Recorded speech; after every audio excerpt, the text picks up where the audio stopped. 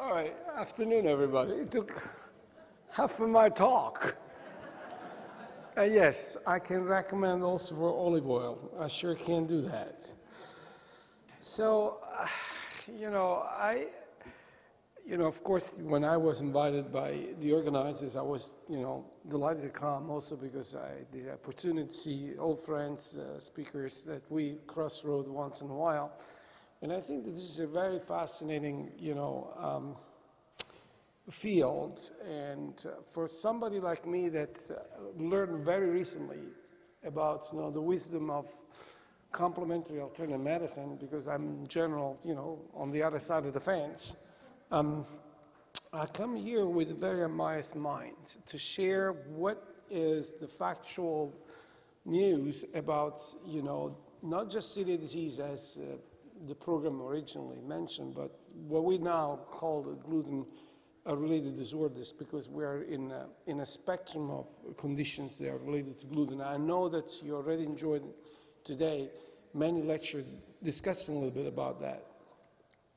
So I think that I want to focus my hour and a half, I think, that I have to talk, or hour to, 1 hour 45, whatever it is, in 3 major sections, starting to the question, why gluten is so toxic. And again, my job is going to be facilitated, and has been already facilitated by other, speakers that, touch upon this concept. Maybe that we want to go a little bit more on mechanistic details, what we, folks like to talk and in jargon as evidence-based data. So, once upon a time, there was no gluten and there was no celiac disease. And if we look at the evolution of humankind, for what we know right now, that span 2.5 million years, for 99.9% of humankind evolution, our ancestors survived on a gluten-free diet. As a matter of fact, biologically speaking, we were not meant to eat gluten. And it's been already mentioned that gluten came into the picture only 10,000 years ago, so the drop in a bucket of these 2.5 million years, when there was a revolutionary change in lifestyle of our ancestors that shifted their way of living from nomadic, i.e. moving around, chasing food by going after, migration of animals and seasonal crops, to settlers, in which they domesticated food and like animals and crops. In doing that, they invented, quote unquote, or engineered, whatever you want to call it, this tribe of grass family, the order to which wheat, rye, and barley belong to. They are the only grains that contain gluten and similar proteins. They are toxic with people with celiac disease and other gluten-related disorders. So all this to say, again, that evolutionarily speaking, we were not meant to eat gluten. I have also to say, though, that if you are sitting here and I'm giving the talk today, and we're not still jumping from one tree to another, it's because of the advent of such a versatile, commodity. As a matter of fact, 8,000, 7,000, 5,000 years ago, wealth was not measured by the number of stocks and bonds that you had in a bank, rather by 2 commodities, oil and wheat. There were the commodities that make you a difference if you were rich or poor. And the reason why, because these commodities can do many things. Not only that, they are not perishable. And that's the reason why, the advent of wheat that was, something in a very limited region, the actual Turkey, to use a jargon that our teenagers use nowadays, went viral because it was so popular and expanded. And it's roughly speed of 1 kilometer a year from south to north and east to west, so that the rest of the world eventually was exposed to gluten. So all this to say, again, that, we give for granted that this, protein and the grains that contain proteins have been around forever, and the matter of fact, is not. As a matter of fact, if you, got a chance to visit Italy, and, there are several museums in which there are artifacts, like, the Magna Graecia artifacts, or the Romans, that eventually are jars that were, taken from vessels that sink in the Mediterranean Sea. They end up to have grains in there, and the grains that you find there are probably these grains here. These were the Romans and the Greeks used to eat. Very, simple rudimental grain, had 14 chromosomes, 50,000 genes. Then, again, particularly Egyptians, they start really to become sophisticated to play with these grains and start to really develop this other series of grains, the T-turgenin. And that's what we eat right now. There is a mixture of the two. There is a tetraploid, 42 chromosomes, 150,000 genes. I want you to pay attention to this number because we're going to come back later on about what this number means. And therefore, you see also how, not only aesthetically, but trust me on the word, also organoleptically speaking, these grains changed dramatically in these 3,000–4,000 years until, this, modern grain that came, about relatively recently, end up to come on our tables. I love paintings, and this is one of my passion. This is a painting in the 1500s from Belgium. Now, pay attention to this fellow here, and this is a wheat field. Granted, at that time, the folks were not 6'2", 6'3" right now. Nevertheless, see how tall was wheat compared to humankind. Because at that time, the plant was pretty tall, and the seeds, the part that really are useful for us, were just like the 5% top. The rest is just wasted.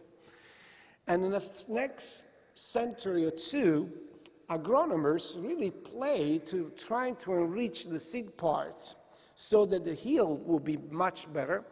And in doing that, enrich this plant of its own component, including gluten. And that's pretty much what's the story in terms of the evolution of the grains that really I shrank in 5 minutes, 2.5 million years of evolution of grains. But why it's so special, this gluten? Why it's such a one-of-a-kind protein? Well, first of all, because it gives characteristics to the grain that contain this staple protein that is unparalleled. And that's the reason why it became so popular. You heard that when we say gluten, actually, we mean a mixture of proteins, the two key components being gliadin and glutenin, both toxic for people with celiac disease. Glutenin are this stress fiber kind of structure that in this electron microscopy are, these fibers here. And gliadins are little blurb that are accommodated in these chambers. Now, the reason why this is one of a kind, that you can do stuff that you cannot do with any other grains that don't contain gluten, is because that structure is the one that gives, grain containing gluten, that characteristic makes this unique, elasticity. That you can't have that with maize or rice.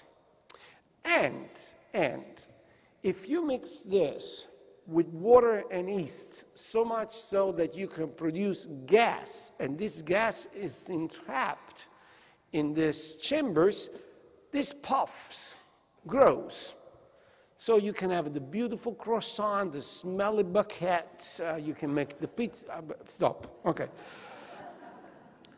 If you try this with maize, it's not going to work because this is not going to happen there. But with the beauty comes the beast.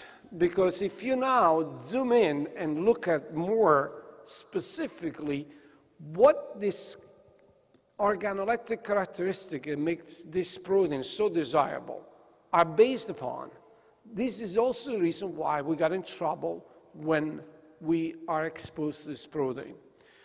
This is a cartoon of the most studied component in gluten that is called alpha-gliadin. Now, I don't pretend that you can read this because I can barely read myself here, but one of the characteristics of this protein that is extremely rich, totally unbalanced, I should say, of two amino acids. They are proline and glutamine. The proline are in P and glutamine in Q, and there are some stretches like this here, for example, almost all Qs. What that means that we are not able to dismantle completely this protein. We cannot digest completely this protein. Indeed, the destiny of any protein that we ingest with the diet is to be completely dismantled in the elemental blocks. They are the amino acids. So if you allow me a parallel, consider this like a pearl necklace in which each amino acid is a pearl. The way that we manage proteins, we break the necklace, and initially we break an open necklace, and then we cut the necklaces in pieces, and then we pull one pearl at a time so that we can make use of it. We gliadin and gluten in general, so gliadins and glutamines, what we can do, we can break the necklace. We can cut in pieces, but we cannot peel off the amino acids, i.e. the pearls, because we do not have the enzymes that do these tricks, mainly due to this enrichment of this sequence of glutamines, because the enzymes, they are the scissors that cut these proteins, recognize a specific sequence of amino acids. And when they see proline, proline, proline, or glutamine, glutamine, glutamine, they don't recognize that sequence as a sequence to be cut, and therefore that piece stays undigested. So to make this a little bit more clear in perspective, and again, if somebody heard this, I apologize that I repeated myself, but if you're so nuts to put the tube in your nose and suck it up a little bit of the juices in the stomach, and you put this in a little vial, a little glass, and put your little finger in there, in a matter of 10, 16 seconds, your meat is gone, and you're going to be gone to the bones. That's what it takes. You put gliadin in there, and 12 hours later, it's still there. Will not go away. Now, it is also important to clarify the notion that in order to induce an immune response from our immune system, the enemy that the immune system goes after, in general, are proteins or fragments of proteins, i.e. peptides. They don't go after the amino acids, because the amino acids that we have are very similar as a pool to the amino acids or anything that we ingest. The cow's proteins, the wheat proteins, the fish proteins.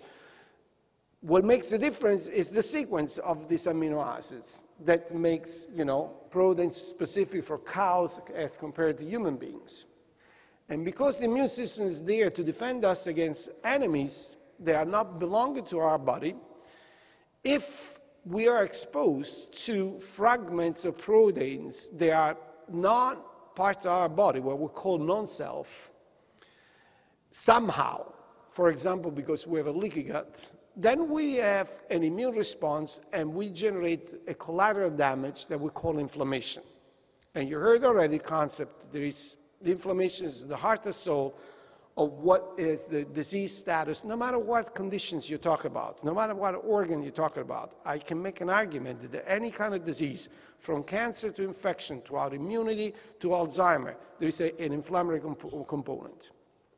So, all this to say, if you have a proteins that cannot be completely digested, and it can sit there for hours, and this protein will find the way to sneak through the intestinal barrier, that may create problem. And that's the reason why this can be toxic for many people. I will not say for all, and maybe I'm in disagreement with somebody here, but definitely can create problems. As a matter of fact, as an example, I want to show you here these color-coded fragments. They are not digested. What they do for living. This guy here, this will induce what we call programmed death to cells, apoptosis. But not just the cells of an individual with serious disease, anybody.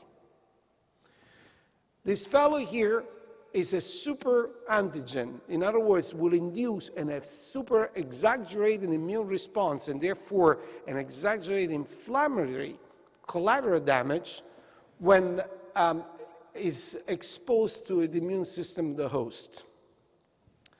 These two blue guys communicate to the cells to release this protein that you heard a few times today, zonulin, that makes the intestinal leak and therefore create a shortcut so that more enemies will come through and will create problem if you're genetically skewed to do that.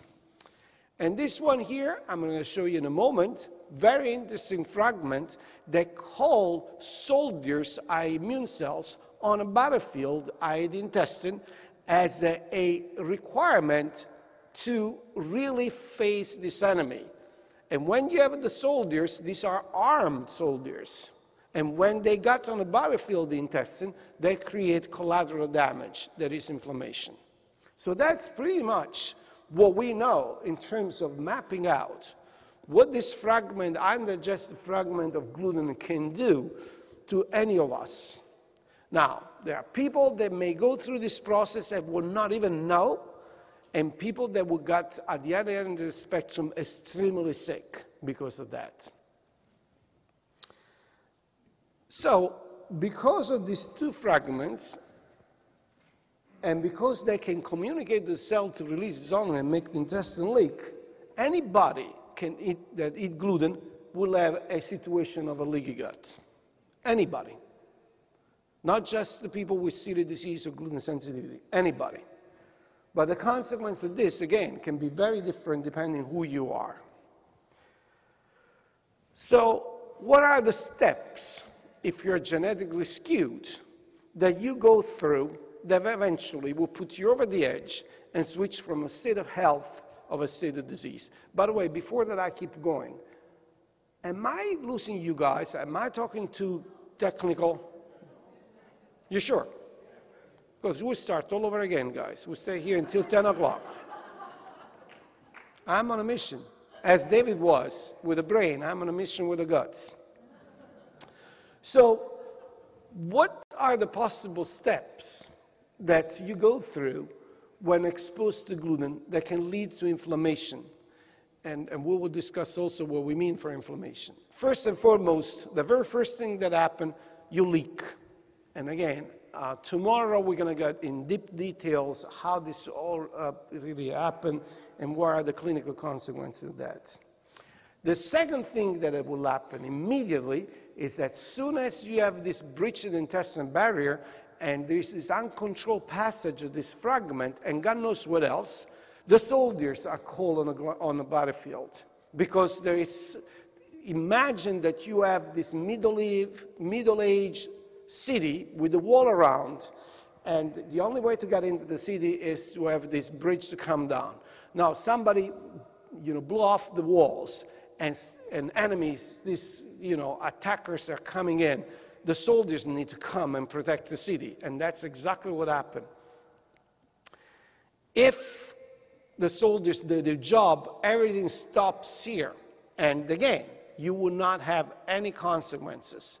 But if the army, they're attacking the city, overwhelms the soldiers, then you go to the next step. There is restructural intestinal mucosa. When I say restructuring, it doesn't mean necessarily there is damage, but it's reorganized so that eventually, functionally, change is, characteristics. And then again, if besides to have that kind of genetic predisposition, you have yet an even more complex genetic predisposition, i.e. that eventually you can lose the war because these enemies will overwhelm you you got an intestinal inflammation. And the intestinal inflammation can go all the way to autodestruction. That is the classical outcome of celiac disease. So you're not going to see anything there because this, I don't think that particularly people in the back. So you got to trust me on this. So what you're seeing here are these finger-like protrusions that we call villi. These are the complex machinery that we have in the intestine that really helps to optimize digestion, absorption, foodstuff. And these villi now are decorated with antibodies to look at the specific gates in between cells. There are technical tight junctions that dictate how leaky is the gut or how permeable is the intestine, either way. So, and this is a blow-up of, what we see in a normal situation. Typically, what you see is the decoration of these, antibodies at the edge of neighboring cells. And when you see these chicken wire, characteristics, that means these doors are closed, these tight junctions are competent, and therefore we are tightly control the trafficking of antigens from the environment into our body. This happened to be a mouse, and eventually the same mouse later on was gouged with only 1 milligram of gliadin, that's all. And in a matter of 20 minutes, these gates from closed became totally open, totally open. So there is a completely open up of these gates, and therefore these enemies now, they are in the environment, and the lumen can come through. So the bottom line is what you just saw and what we just discussed are 3 steps that are now well known and thank God accepted by the scientific community. Eat gliadin. Gliadin is only partially digested. Some of this fragment communicate with the cell to release zonin. Zonin in its release is the one that is responsible for that phenomenon I just showed you, i.e. from door closed to door open. And that makes the intestine to leak, so the fragment gluten and what else will come in, and now the enemy is in the wall of the city. It's within the city, and now the war is moved from outside to inside. And here, where all the immune system will eventually dictate the destiny of if this is going to be clinically evident with disease or the mess will be cleaned up and we will not even know what's going on. The step number 2, once you got to this situation, is that these soldiers are cold on the battlefields. Now, I'm going to show you a movie. I don't know how much we're going to be able to see this, but we're going to give it a try. So let me explain first what you're seeing here. First of all, the guy in the back there, do you see anything? No, we will let you know later on. Okay, you do. Maybe if we can bring the lights slightly down, that will help, maybe. But anyhow, so look at the cartoon underneath it first so we can understand what we're looking at. These are these finger-like protrusions that are the villi that I was telling you about. Imagine that now you cut the villi, in the transversal way. Now you have the cross-section. So you have this finger-like protrusion, you cut them, and now you look from the top, okay? So what you see now is the cross-section of the villi in which the core here is the core of the villi. This single layer of the cells are the epithelial cells that cover the intestine, and this is the environment outside the intestine, okay? What you see here is the cross-section of this core of the villus. This black stuff here are the capillaries. And these green dots that you will see a little bit better are the soldiers, are neutrophils. They are particularly treated in these transgenic animals with a flat fly gene that makes them to be fluorescent. Okay? So what you're going to see now is on the left, these are the villi of a mouse that has been exposed to another protein, BSA. This is the mouse that has been gouged with gluten. And this is pretty much what you're going to see there. So see how many of these soldiers are stuck on the wall of the capillaries here, and then eventually start to move out and get into the external part, what we call the lamina propria. While this guy here, they keep traveling, and they stay in the lumen. So in the animals that was exposed to gluten, gluten is attracting the soldiers outside of the capillary, and they start to really get on the battlefield where gluten, and God knows again what else, is sitting in there because it's been, absorbed through this breach of the barrier. While these guys, they keep going. Again, I mean, who is close by may see that. But even if you're not that close, you see the mess that is happening here. And this is all due to the simple difference that here you have bovine serum albumin, and here you have gluten. That's all. Wow, indeed. I need the light because I don't see a freaking thing here.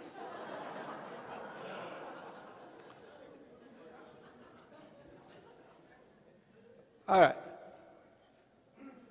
So, to summarize, what is the destiny? What happened when somebody eats a McDonald's, Big Mac?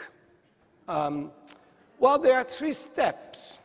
Step number one, that is what we call the epithelial events, and the timeline is very short. The movie that you saw, by the way, was a 60 minutes kind of business that was compressed in a minute. But within 60 minutes, you have the breach of this barrier, the leaky gut, and the soldiers that come right away to face the enemy. But again, because they have to use weapons, they are creating inflammation. So if you're a Joe Schmo and you eat gluten, the gluten is only partially digested, communicated with the cell, the zone is released, the intestine got leak, the gluten and other stuff comes here. And for what we understand, for the vast majority of the people, these soldiers that come on the fair front will clean up the mess, and we don't even know that that happened. That's probably the destiny of the vast majority of people. There are other people, though, that when they got at that point and the soldiers come on the battlefield, they got so excited about the presence of these non-self antigens. Again, it's not just gluten, who knows what else. They start to really fight very adamantly to get rid of these enemies. And they use very powerful weapons that we call cytokines or chemokines. And again, when you shoot, there is collateral damage. And that collateral damage can translate in inflammation, and that inflammation can translate in symptoms. And these are typically symptoms that are engaged when only the innate immune branch of the immune response is involved. What we're depicting here is the typical example of a situation of gluten sensitivity. Now, if you go to the 3rd level, that beside the innate immune branch, the adaptive immune branch is involved with the HLA and all 9 yards, the reticular cells, and so on and so forth, the B lymphocytes that produce antibodies, and so on and so forth. Now you're talking about 1% of the population. Now you're talking about the people with celiac disease that eventually will have as a consequence the auto-insult and the auto-destruction in the intestine that is typical of celiac disease. That's pretty much it.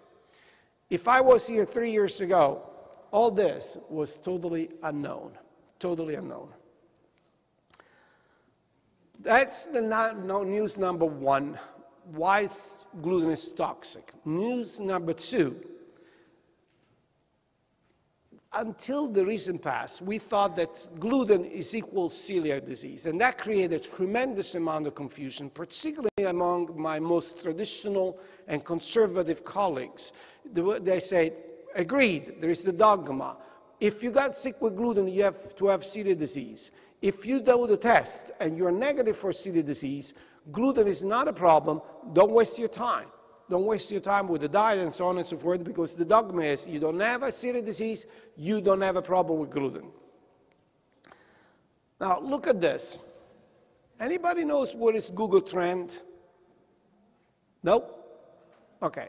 For those that don't know this, well, don't feel sorry, because I was like you until the recent past. When my son, 13, now 14, showed me about this powerful tool on Google, he was looking at the trend of skirting girls in the United States over time. I told him, what the heck are you doing?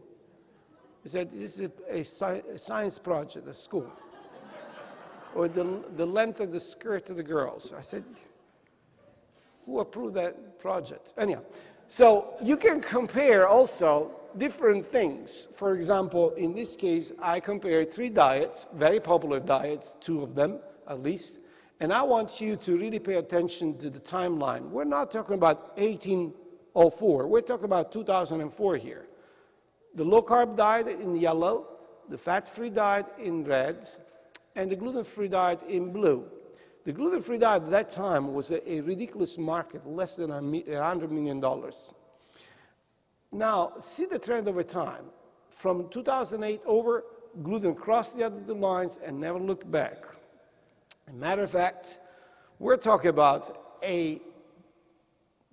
this number has been just recently updated to $4.6 billion in retail that we had in 2011. And the projection is close to $8 billion with a B dollars a year. By the end of this day, 60 million Americans will consume a gluten-free product. Now, keep in mind that the projected number of celiacs in the United States is 3 million, of which only 300,000 roughly have been diagnosed. So who the heck are these other 60 million people? If gluten is good, I mean, if the gluten-free diet is good only for people with celiac disease, who the heck are all these other people? So there is definitely a fad factor of the diet. I mean, it's, you know, it may well be. It may well be. So, you know, if Lady Gaga, August 2012, decided to go on a gluten-free diet because she told me, I want to lose weight. I said, you got to be nuts.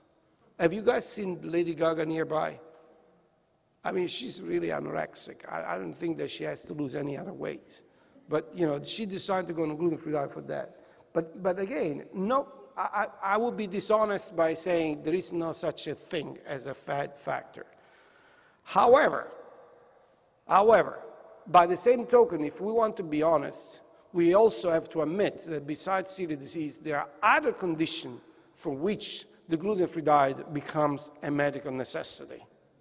That is not just celiac disease. And these are the people that if they eat gluten, they are sick, no matter how you want to see it. And the only way for them to be relieved of the pain of the joint, the foggy mind, or whatever you heard already, is to be gluten-free. And indeed, you know, the ones that are on a gluten-free diet for no medical necessity are the ones that are occasional consumers. And again, I don't know what to make out of this, folks, because honestly, they have all the rights to do whatever they want, because if they feel more energetic or they feel fine or because they want to go back the way that our, you know, ancestors used to, you know, live in terms of lifestyle, they have all the rights to do that.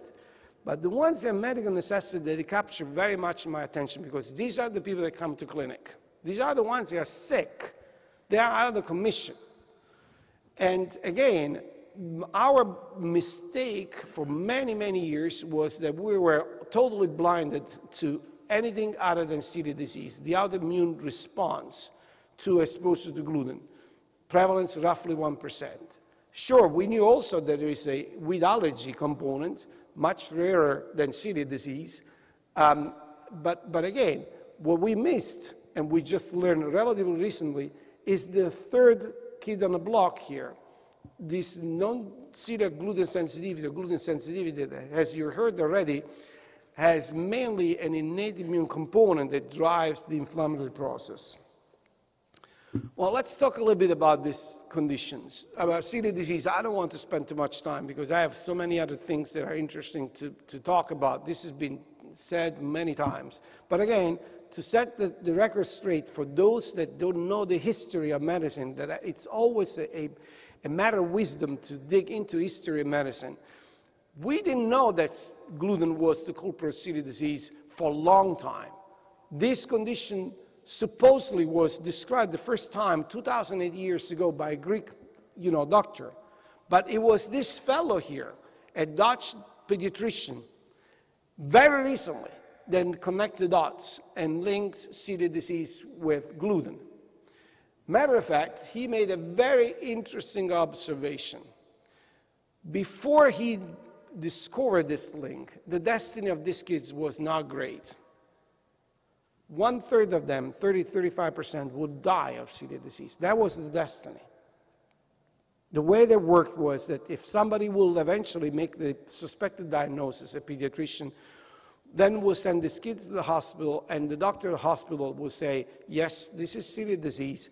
Go home and come back in 3-6 months. If your son or daughter is still alive, you can take them back. That was the destiny. And during these 3-6 months in the hospital, the only thing that these kids were fed were bananas. That's the reason why they're called banana babies. There's still few around. Now, nevertheless to say that who made through would never touch, smell, or look at anything yellow in their lives. Because this was really horrible, horrible. Then this guy made an interesting epidemiological observation. He realized that during World War II, when there was scarcity of wheat flour, rather than use wheat flour, people will use potato starch flour. The mortality went to 0. And resurfaced to 35% when the war was over and wheat was available again. To prove the concept, he did a clinical trial that now will be not only laughable, but nobody will eventually, even any epidemiologist will kick your ass and say, get out of my face. 6 kids, that's all. He took 6 kids and gave them gluten, make them sick, to gluten away, and then make better. That was it. And this happened in the early 50s, 1950s. Before these pivotal experiments or clinical trial, whatever you want to call it, we had no clue what was the problem. And matter of fact, the fact that it was gluten in wheat that created the problem became clear only at the end of the 50s, early 60s. So this is something very, very recent. Fast forward to 2013, we learned so much more. We thought that this was an exclusive pediatric condition. It's not anymore.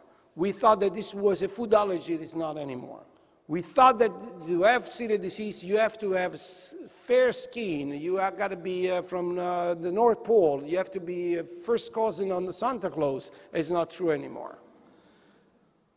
What we now know, that this is bona fide a true autoimmune disease. One of a kind, but still an autoimmune disease. Why one of a kind? It does have the same ingredients of the recipe. You have to be genetically predisposed. Peculiarity number 1. Many genes involved, like many other autoimmune diseases, like MS, rheumatoid arthritis, type 1 diabetes, and so on and so forth, but with an unbelievable penetrance of these 2 genes here, DQ2 and DQ8.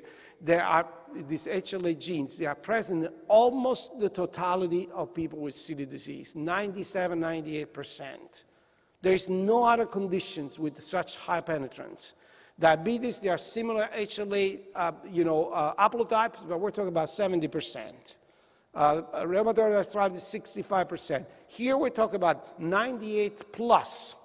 True, 1/3 of the general population will have these genes will never develop celiac disease. So having this gene doesn't mean that you have celiac disease. It means you are genetically compatible. And we in clinic look at these genes not to confirm celiac disease, rather to exclude it, because the negative predictive value, i.e. that you can predict that somebody does not have celiac disease if they don't have this gene, is extremely, extremely high. Peculiarity number 1. Peculiarity number 2, the autoantigen that is responsible for the immune response against our own body is known. It's this enzyme called tissue transglutaminase. Matter of fact, the antibodies against these enzymes, the anti-TTG antibodies, is one of the best and most sensitive and specific tests in human biology for diagnostics that we have. Very sensitive, very specific. But what really sets celiac disease aside to any other immune disease is the second element of this equation, the environment. We don't know what makes people sick with diabetes or MS or rheumatoid arthritis. It is indeed gluten, the undisputable trigger of celiac disease. So much so that if you put these people on a gluten-free diet, and we all know this is the treatment of celiac disease, and we do this right, the symptoms go away, the autoantibodies go away, the autoimmune insult, the damage of the intestine will go away. If this individual will not share with you that he or she has celiac disease, there is absolutely no way to find it out. Now, you need to really appreciate what happened in the scientific community when celiac disease was moved out from food allergies and was put into the autoimmune, pot.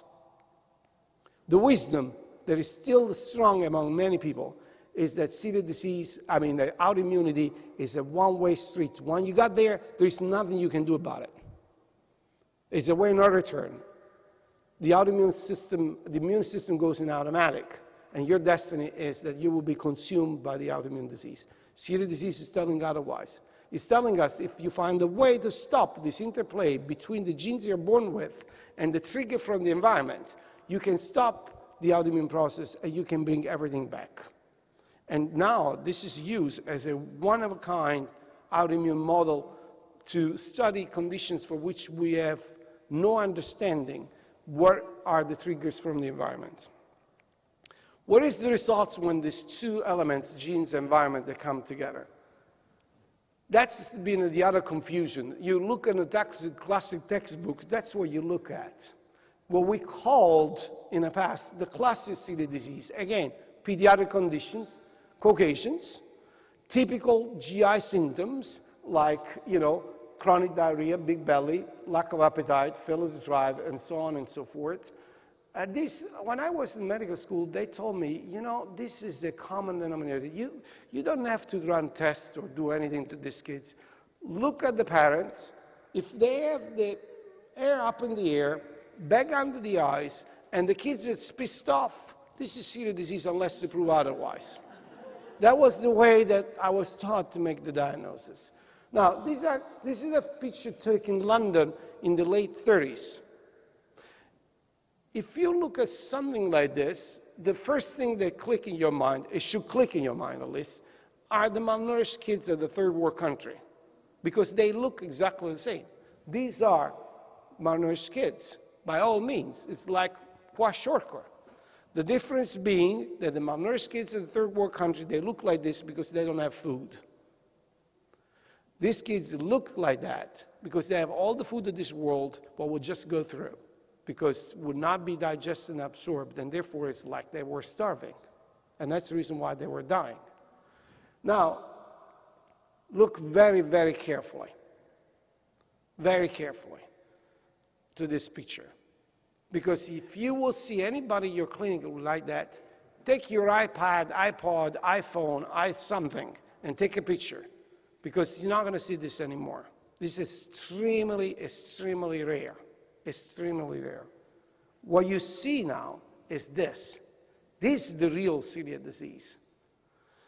The list is too long to go through all this. It suffices to say that rather to be a gastrointestinal disorder, celiac disease is truly a systemic disease. There is no organ or tissue of our body that is spared by the autoimmune inflammatory attack triggered by celiac disease. And this goes back to a concept that I've been telling now for a long time, and I apologize again to repeat myself. The gut is not like Las Vegas. What happened in the gut does not stay in the gut. So if you have these attackers that come through and the immune cells are activated, sometimes these immune cells, they stay in the gut, they stay just in there, and you create the inflammation that creates the typical GI symptoms. But some other times, once they're activated, they leave the gut, they go somewhere else. They go in the joint, and they do joint pain. They go in the skin, and you will have the blistery, condition that's called dermatitis pediformis. They go to the brain, and you develop, symptoms that can go from headaches all the way to, seizures. And I can go on and on and on. As a matter of fact, the most frequent way the disease presents itself nowadays, sure enough, is not diarrhea, weight loss. It's anemia and chronic fatigue. That's by far the most frequent way the disease presents itself nowadays. Long story short, this is a clinical chameleon. If you don't know what you're dealing with, and you are an hematologist that you are looking at an individual that has anemia that is not corrected by iron supplementation, and you don't know about celiac disease, the risk is that this guy will go through a gazillions of tests, taking tons of iron, that you can build a second Eiffel Tower, and that will not solve the problem when the solution should be very simple under your nose. Now, I was skeptical because I also was among the folks that believe that the problem with gluten has to be celiac disease. And I was really reluctant to really change the state of mind because I didn't see it. I just didn't see coming. And again, this is a shortcoming, guys, when you have two camps with a wall, not a line in the sand, a wall that is, the conventional medicine and the complementary alternative medicine that don't talk each other. I mean, that's the reality of the story. So I think that the best way to exemplify how moron I was is to present the case. This is a lovely lady, 40 years old, with a history of stomachache and heartburn. So a reflux, classical gastroesophageal reflux. She was put on, the purple pill, and sure enough, the reflux didn't go away. There's also not a major, strange outcome. I don't know if you know, when, proton pump inhibitors were, approved by the FDA, the clinical trials, efficacy was 38%. 38% means that already 2 out of 3 people that take the purple pill will not respond. That's pretty much it. But that's not what really worried the situation. The situation was really taking, to turn for the worst here. A month later, she started to develop headache, dizziness, numbness of fingers, and paresthesia. And the primary physician immediately got extremely concerned because she thought that her patient was going through a situation of multiple sclerosis. And indeed, I believe correctly so, first thing that she did was an MRI and evoked potentials, and thank God, everything was negative. Then other conditions were entertained, like Lyme disease, Epstein-Barr virus, pernicious anemia, lupus, everything was negative. So, now it's 2 months passed by, she has these problems, and they don't know what's wrong with her. Because of this persistence of the symptoms for the reflux, and for no other reasons, she underwent to an endoscopy that was reported as normal. The only thing that they said, there was a slight increase in the soldiers in the forefront, what we call technically the intraepithelial lymphocytes. She was also screened for celiac disease and tested negative, meaning that she had anti-tissue transglutaminase antibodies negative. The only thing that she had positive were the anti-gliadin antibodies of a class IgG. But because the TTG was negative, she was told that she had no celiac disease and therefore no business to go on a gluten-free diet. She came to us for a second opinion. I gave the same response. This was roughly 7 years ago. So I said, look, your antibodies are negative. This anti-gliadin antibodies doesn't mean too much. You need to go back and regroup and definitely focus on other conditions, because otherwise you miss the boat here, and eventually you're not going to be treated correctly. Despite that advice, she went on a gluten-free diet and managed to come back to me, not for anything, but to tell me how moron I was. Because she said, call me whatever. Maybe that I don't have celiac disease, I don't dispute that. But within a week, my neurological symptoms pretty much resolve. I only have some occasional tingling, and within 3 weeks, all my GI symptoms are gone, the reflux and so on and so forth. So, what is gluten sensitivity? What we define as gluten sensitivity? Well, again, now we've been convened twice, one in London 3 years ago and the other one in Munich last year, to try really to grasp the concept of what it is so that we can understand each other. At least we can give definition. So what we came up with, you can imagine the amount of animosity about this around the table to discuss the matter, is what it is not. So we can tell for sure that the people that have gluten sensitivity, they react to exposure to gluten, but both allergic and autoimmune mechanisms have been ruled out, meaning that all the tests for checking for wheat allergy are negative. The serology tests for celiac disease are negative. The biopsy is normal. They may have, indeed, this anti-gliadin antibodies positive, not all of them. And the symptoms are present, but they are not of any help because they overlap tremendously with celiac disease, so cannot distinguish on a clinical ground. And they resolve the symptoms following implementation of the gluten-free diet, possibly on doing a double-blind double-blind challenge so that you avoid the placebo effect. That was the definition that was given in London. This is our experience, our center, because, you know, in the last 7 years, we've been digging into this. And again, as usual happened to us, we were super duper crucified about this. But our numbers, and again, these are estimates that means nothing, because if I have to tell you how frequent it is, the answer is I don't know, because we don't have tests like we do have for wheat allergy and celiac disease have been validated to make, you know, these numbers, you know, strong and valid. In our experience, based on the criteria I just told you, roughly 6%, meaning 6 times more people than celiacs, seems to be affected with this condition. What are the symptoms? These are the list. On the top of the list, abdominal pain. These folks are diagnosed or labeled as IBS. And as a matter of fact, now there are clinical trials published, double-blind and so on and so forth, that support the notion. 40% eczema, 1/3 with headache. This is fascinating to me, this foggy mind. I tried the gluten-free diet strict for myself. I still foggy-minded, so I got to have something else. Also, my fatigue did not resolve. So 1/3 of people, they have fatigue, diarrhea, depression. So you see the list of the symptoms. There is no way that you can distinguish people with gluten sensitivity with celiac disease. There are tremendous overlap there. So this is the classification that we designed to give to the situation here of the gluten-related disorder based on the pathogenesis. Autoimmune, you talk about celiac disease. Allergic, you talk about wheat allergy. Non-autoimmune, non-allergic, possibly innate immunity. Now the question mark is pretty much out of there, gluten sensitivity. The problem again, that while we have biomarker for celiac disease and wheat allergy, we don't have biomarker for gluten sensitivity yet. We're working on it. Several people there trying to validate the biomarkers. This is a table that I put together more for myself. It's a cheat sheet to really navigate what are the differences between among these 3 conditions. And again, based on different parameters, you can really have an educated guess what you're dealing with.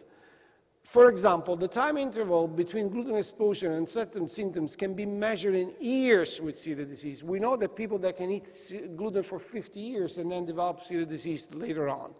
Not definitely gluten sensitivity. We're talking about a much short period of time. We're talking about hours or days, while wheat allergy can be minutes. You can develop anaphylaxis in a matter of seconds, by the way. Pathogenesis, we know that by definition celiac disease is autoimmune.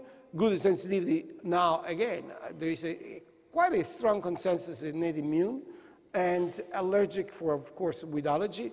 HLA, tremendous penetrance, as I was telling you, the HLA here.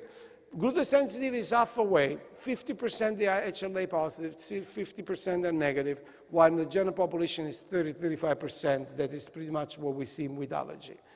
Autoantibodies, by definition, are almost present here, always absent here. The enteropathy, so the autoimmune insult, is also always present here, never here. Here there is only an increase of these intraepithelial lymphocytes, but not damage of the villi. Symptoms, complete overlap, you can make a distinction. Complications, we know there are comorbidity with celiac disease, there are long-term complications like, diabetes, Hashimoto, you can develop osteoporosis and so on and so forth. As far as we know so far, we don't know, but it seems that there are no such a thing. In other words, a comorbidity with gluten sensitivity. So, what are the take-home message in terms of diagnosis? This is not rare, cannot be distinguished from celiac disease purely on a clinical basis, can present with vague non-specific symptoms like IBS-like. A gluten-free diet can be considered only when another form of gluten reaction, another cause of the patient symptoms have been ruled out. This is an important concept, guys, because if you give it a try on a gluten-free diet, the tools to establish in which part of the spectrum this individual is are gone. The autoantibodies will not be positive anymore. So, and because for celiac disease, this is a commitment for life and needs to be done in a very strict, compliant way, you got to rule out celiac disease. And before that, you give it a try with this diet to see if you're dealing with gluten sensitivity. That one is for me, not for you. Listen to your patients. I got to do that. So, where are we with the time? 45 minutes. Wonderful. So, I'm going to dig into the most controversial questions about gluten sensitivity. Not for you guys, but for the other side of the coin here. Schizophrenia and autism. There is a huge debate, far from being settled, if indeed gluten has anything to do with these two conditions. And again, particularly for, autism, there is an aura about, the intervention and the gluten and casein, how they can eventually be part of it and so on and so forth. Well, there are two papers that just been published, back to back, one from our group and the other one from Peter Green's group in New York. Now, you see here the anti-gliadin antibodies level. These are, again, the old anti-gliadin antibodies, well, the ones that we poo-pooed, they said we don't want to use anymore, blah, blah, blah. They have been, reshoveled back. And you see in red the autistic kids versus the unaffected sibling versus the healthy controls. You see both IgG, particular IgG, less IgA, how this is more elevated in kids with autism. So it seems that at least a subgroup of kids with autism, they may have elevated anti-gliadin IgG antibodies. And then you see here the comparison of gliadin, deamidated gliadin, and TTG. By definition, TTG is negative, and that's created tremendous, again, confusion, because people that were skeptical about this role of gluten in autism say, if these kids, they don't have celiac disease, how can they have a problem with gluten? And again, now I believe there is an open mind approach that gluten can give you problems outside celiac disease. But this, once again, you see that it is the anti-gliadin antibody, the IgG, and not the deamidated or TTG that they have a problem, that they give a problem. A much more complex study was done and published. Actually, this is not in press anymore, is out, in which, what the heck is going on here? But anyhow, in which pretty much, these kids, these are still kids with autism, but these are kids on a regular diet compared to the ones that go on a gluten-free diet. And you see how, the antibodies will go down once these kids will be placed on a gluten-free diet. So you have anti-gliadin IgA antibodies, anti-gliadin IgG antibodies, they all pretty much will go down when they go on a gluten-free diet. And here you see the same phenomenon here, but also the total IgA and the milk IgA antibodies, same destiny. When they go on a gluten-free diet and casein-free diet, these antibodies, they go down. So definitely, the culprit, instigator, that is gluten and casein in this case, are the ones that drive this increase in antibodies. They go back to normal when these kids, they are placed on an elimination diet. Gluten and schizophrenia is an unbelievable field, and again, I don't have the time to go through. But again, this is a matter that's been discussed for ages. And once again, back to World War II, you know, people, they made interesting observation. You know, on one side of the pond, i.e. Europe, there was scarcity of wheat during the war, and the number of schizophrenic cases decreased dramatically. On this other side of the pond, you know, we still have wheat in the United States, actually, because of the scarcity of meat and other, you know, commodities. There was an overuse of wheat, and there was an increase of people with schizophrenia that were admitted in mental hospitals. So that was, you know, how this debate started. And, you know, and then there was these papers, there was this gluten connection association between schizophrenia and celiac disease, and then this paper that really settled the debate, because once again, the skeptical say, if gluten would be important to instigate the schizophrenia, you would expect that rather than be 1%, the prevalence of celiac disease among schizophrenic patients should be 10, 15, 20%. It is not the case. It's 2%. That means 98% of these people, they have no business to go on a gluten-free diet. Here, this paper was the first of a series of papers. This was published by our group, and then followed by at least another 3 groups. This was in 2009, already now 4 years, in which, you know, gluten sensitivity turns to be responsible for almost 20% of the case of schizophrenic patients. And again, this is another paper that followed after that, and once again, these other papers that talk about the recent onset psychosis and multiple episodes of schizophrenia, and finally, in China, that we thought that China didn't have celiac disease. What an interesting epidemiological phenomenon there. You know, when the first McDonald's opened on Tiananmen Square, and now it's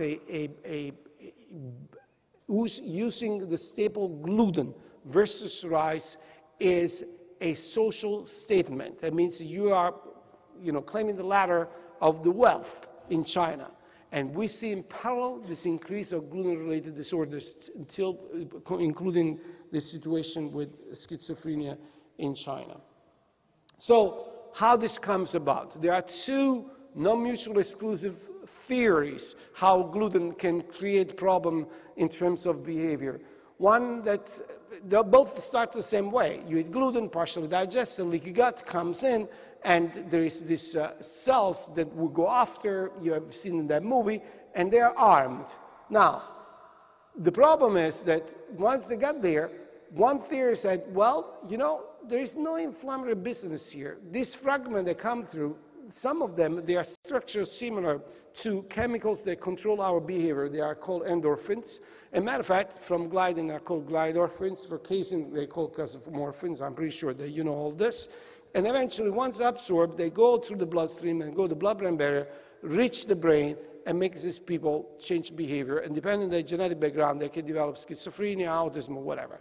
The other theory that is more the inflammatory theory that's taking more and more steam, because now we have evidence in animal models, not only that, but on biopsies, on cadavers, and, you know, autopsies and so on and so forth, is that, again, when these steps, they come and these cells are activated, because, again, the gut is not like Las Vegas. Some of this, they travel and they go to the brain and they create a state of neuroinflammation. Now, we have evidence of that. This is a paper that we just published. The increase of this enzyme, the transglutaminase 6, that is an isoform that is specific for the brain. TTG2 is the gut, TTG3 is the skin, TTG6 is the brain. We see a huge elevation of TTG antibodies in a very large proportion of schizophrenic patients. So much so that we believe that this represents a biomarker of a gluten-driven schizophrenic neuroinflammation process. How many people we're talking about? We're talking about roughly 15–20% of schizophrenic patients. That means that 80% eventually, if this is true, will not respond to the gluten-free diet.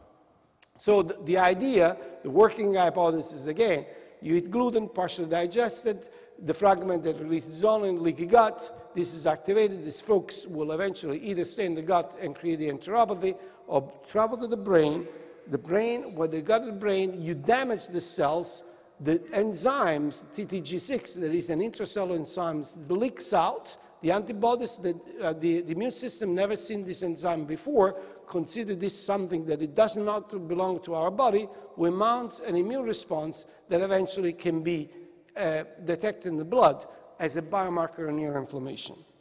And we're using that to do the ultimate proof. We're doing a clinical trial in which we take schizophrenic patients with positive anti-TTG antibodies, TTG6 antibodies. We bring in-house because they will not comply with the diet. And they go on a gluten-free diet. Now we have a handful of patients that are part of this report. Amazing results. No drugs whatsoever. These folks are almost together as I am. That it's not mean that much, but you know. And this is the clinicaltrial.gov where you see that this clinical trial is registered. I will spend my last what is that? Time. 25 minutes on the most exciting part that I want to share with you. This, I'm very passionate because after all, I'm a pediatric gastroenterologist. And in general, I'm known among my young patients as the poop doctor. Now we're going to talk about shit. Are we recording this? We are. Oops. We're talking about poop. So the idea about the evolution of autoimmune diseases, as I told you, it was always based on the question, you're born with those genes, it is destiny. You will develop celiac disease. You will develop diabetes. You will develop breast cancer, Alzheimer, whatever, because it's destiny. You're born with these genes and it's destiny. You already heard from Dave that actually now people start to think about epigenetics and that the story changes and so on and so forth. But what is behind this epigenetic concept? So it is fantasy or is factual? Well, tomorrow we will talk about a little bit more about the recipe for pathogenesis of autoimmune diseases because we spoke at length about the genetic component and the environmental today. We spoke very little about this mucosal barrier, just a touch, but tomorrow that's what we're going to discuss mostly. But, if these indeed genes and environment are important, and you see these epidemics, look at the epidemics of autism spectrum disorder. I mean, and look at the timeline here. We're not talking about centuries, we're talking about decades. If you have these epidemics, cannot be due to mutation of genes. Genes, they change, the mutation genes are measured in centuries. It takes generation to mutate a gene. This is in a single generation, we've seen these tremendous epidemics from 1 in 5,000 to 1 in 88. That's what we're facing right now with autism. With celiac disease, it's even more mind-blowing because, stay with me for a second. Because we know the environmental trigger, our proposition, our dogma was, you're born with the genes of celiac disease, you eat gluten, and gluten comes undisputably in the first year of life when baby food comes in. That's the time in which the autoimmune process starts. Now, if you develop symptoms at 2 years of age or 72, it depends how aggressive is the immune system. The more aggressive, the more damage you create in the intestine, the sooner you develop symptoms. The more slow-paced, the more time it would take. That was the premises. And then we did this study that was focused and aimed at total different reasons that really trashed this out of the window. Now, talking about the difficulty to publish a paper, if I tell you the tribulation to go through this, first of all, to myself to believe this study, this was a cohort of 3,000 healthy adults followed for 50-plus years. The purpose of the study, we wanted to know that 1%, i.e. 30 people, that have celiac disease, how they switch from no symptoms to symptoms over time. That was the purpose. We were shocked to learn that in this period of time, celiac disease doubled every 15 years. Now, these are the same Jewish mouse, though there is no mutation here. So in the 70s, 1 in 500, 1 in 250 in the 90s, and in the 2000, 1%. There were people that were eating gluten for 56, there were 2 ladies that were eating gluten for 70 years. They had no problem whatsoever with it. And all of a sudden, they lost the luxury to tolerate gluten, and they switched from tolerance, a state of health, to disease, and they developed celiac disease. So, sure, you got to have the genes. Absolutely, you have to have the environment. But to develop the autoimmune insult, you got to have something else, because they are necessary but not sufficient. So what else we're talking about? Now, these 2 questions are the holy grail of the, future of the desire of the impossible mission that we're going after. First question, what kind of tricks these 2 ladies used to tolerate something that is indisputably a trigger of autoimmunity? Because if we learn how they did that, imagine what we can do. Imagine what can we do. Prevention, primary prevention of all diseases of humankind, that's what you're talking about. That is an impossible mission, and I believe who's going to win, this is going to win the Nobel Prize, who's going to figure it out. I would definitely play bocce by then. The second, that is more approachable, is what happened to them that made them to lose that luxury. They lost the capability to tolerate gluten. So how we rewrite the natural history of celiac disease? The epidemic of celiac disease is driven by many factors. They are not all mutually exclusive. The quality of gluten, the quantity of gluten, the breastfeeding, the maturity of gut function. But this guy here, the change of the bacteria that live with us, it is now the ones that's been extremely, has been the focus of extremely aggressive, studies by many, many researchers. What is interesting that if you talk about the microbiome, there are already 29 papers published on the matter. Most are cross-sectional studies, so they take a population of kids with celiac disease, a population of kids without celiac disease at a certain age, and they compare them. There is only one prospective study that we finished relatively recently in which you take kids from birth and you follow over time. And you see who develops celiac disease, who does not, and see what kind of different composition of bacteria they have in their guts. So, why the microbiome is important? We know already, for example, by this study, that if you're born by C-section, so that you do not inherit bacteria from your mother, the chance that you develop celiac disease, as a matter of fact, many other diseases, is 2-3 times more than normal vaginal delivery. Because if those bacteria that live in peace with our mother will be transmitted to us during normal delivery, they probably live in peace with our genes as well, because we're genetically similar to our mothers. But if we are born by C-section, bad guys and good guys will come in. Some that will live in peace, and some will be very belligerent. So this is a study that we published, again, very recently, that changed completely the landscape. And in my humble opinion, it's representing a shift of paradigm, at least the way that I think about this entire ordeal. Why? Because, there is no question, at least, well, let's put it this way. I thought that there was no question that we are the most sophisticated beings on the face of the earth. I mean, after all, have you seen a congregation of ants to have a meeting like this, or chimpanzees? No. We are definitely the most sophisticated, dogs around the block here. I don't know about you guys, but when the Human Genome Project was completed and found out that this is 25,000 now. We're made by only 25,000 genes. My self-esteem went to the toilet. We are genetically rudimental.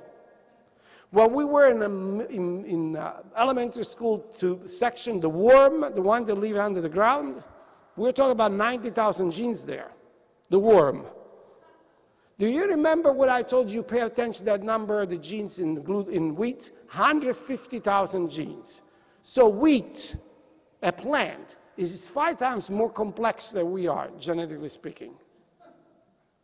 Not only that, but we are 99.95% identical to chimpanzees.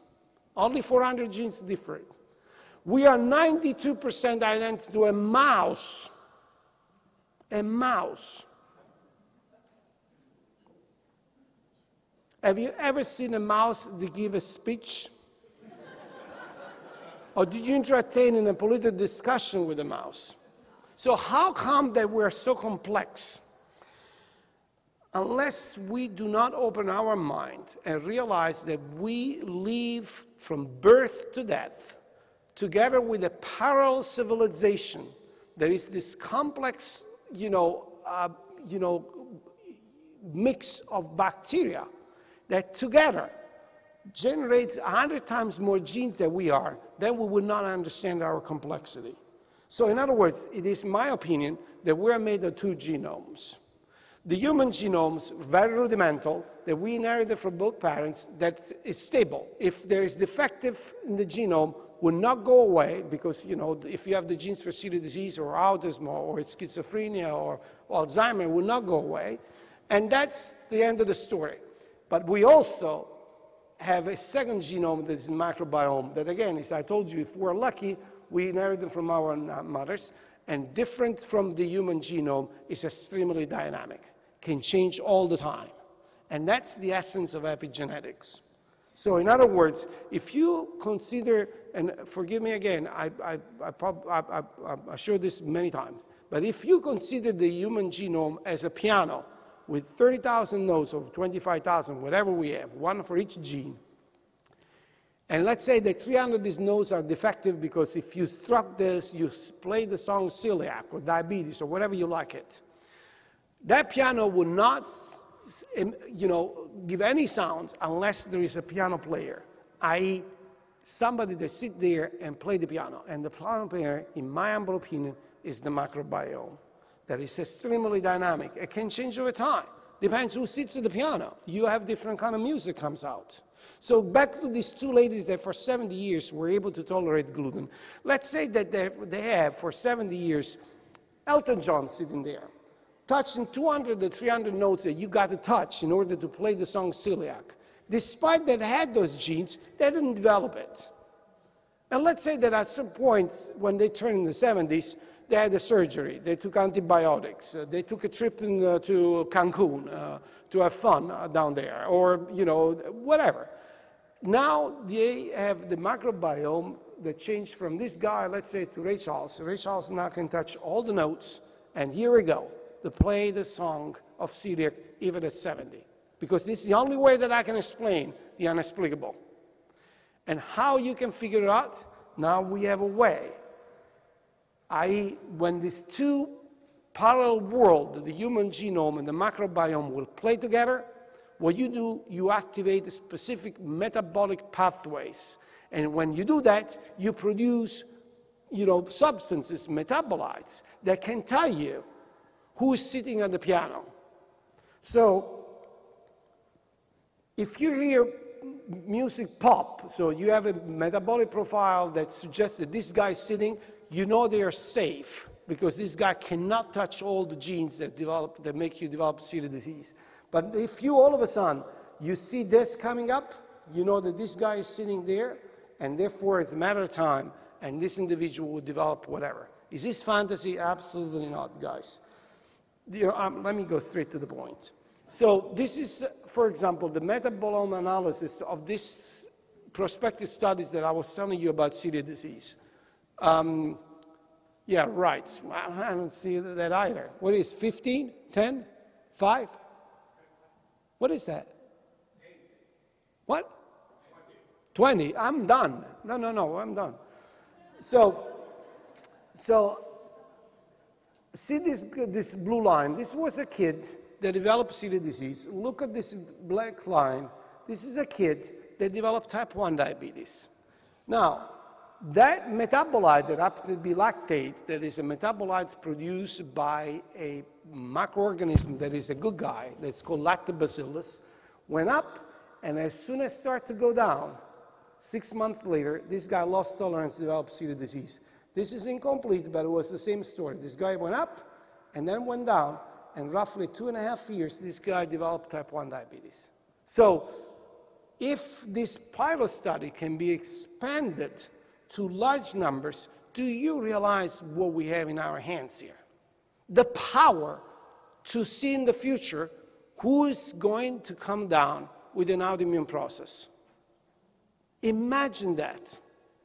Imagine that.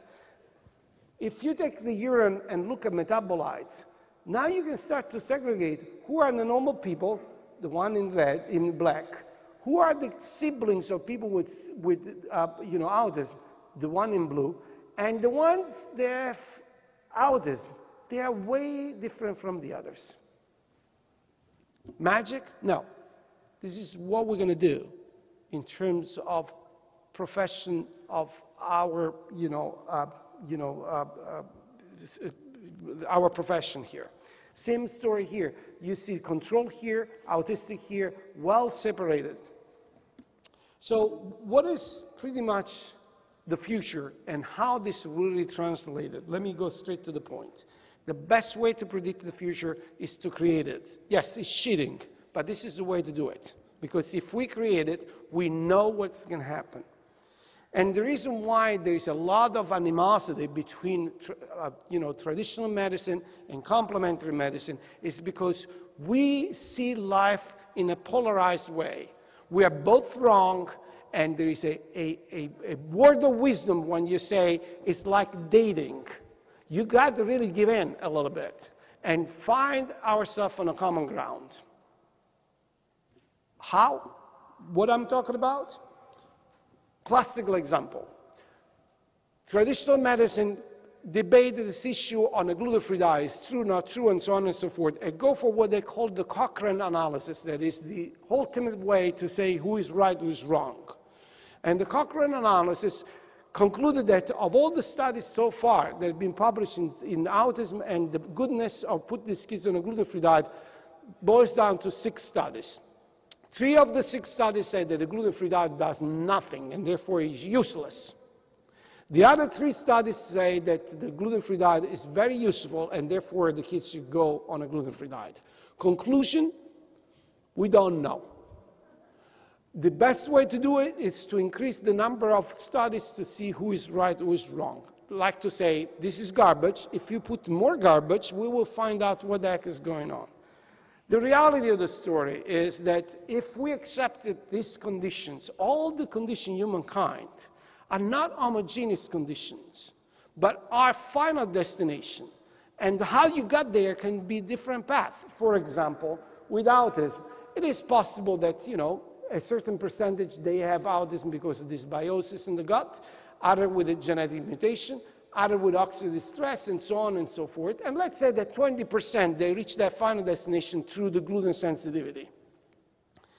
Now, if you do the intervention, let's say the gluten-free diet, and you take 100 kids with the assumption that only those 20 that have gluten sensitivity will respond, and you put them on a gluten-free diet, only the 20 will respond. The conclusion is failure, because 80% did not respond, so the efficacy of the gluten-free diet is crap. We should not use it because it doesn't work. Now, take the same population, and before they put them on intervention, again, it be, the gluten-free diet or probiotic, if you think of dysbiosis, you start to see who is who, and say, oh, I know that these 20 kids, they have the gluten sensitivity, and put only those on a gluten-free diet. Now you have 100% efficacy, success. So let me tell you, as the poop doctor, how I see the future. Not us. This is not going to happen in our generation. The next generation of physicians will do the kind of business, personalized medicine, this way. The patient comes in, first of all, they take the chip of their genome and put in the computer so that they know what kind of genome they have. While they do visit, they will collect stools. We'll go in the machine. By the end of the visit, half an hour, they will have the microbiome of these people. They match it in the computer and say, you have the microbiome that's living in peace with you. There is no dysbiosis. Despite that you have the genes to develop Alzheimer, you're going to be fine. Or if they find that there's been a modification of the microbiome that now put at risk this individual to develop the problem, or the problem is already in the making because the metabolites show so, they will be intervened so that this is not going to happen. That, in my humble opinion, is the future. Am I a visionary? Am I a dreamer? Absolutely. No question about that. But guess what? I don't know if you saw this amazing movie. Anybody saw Ratatouille? Anybody that has kids did it. If you have no kids or you haven't seen this movie, you got to see it. There is a lot of wisdom there. One of the most hateful figure was this individual. There was Antonigo, a guy that insisted that a cook cannot just be anybody. You're born and you're, grave of a cook. Even though, if you imagine a rat to be a cook. But at the end, he had to change his mind. And the quote that I love to share with you is this: the world is often unkind with new talents, new creation, or new ideas. The new needs friends. Not everyone can become a great artist, but a great artist can come from anywhere. If we all will have that kind of open mind, we will do the best service possible to the people that come to us to seek help. Because after all, if we decide to embrace this profession, it's because that's our mission. Thank you so much, guys.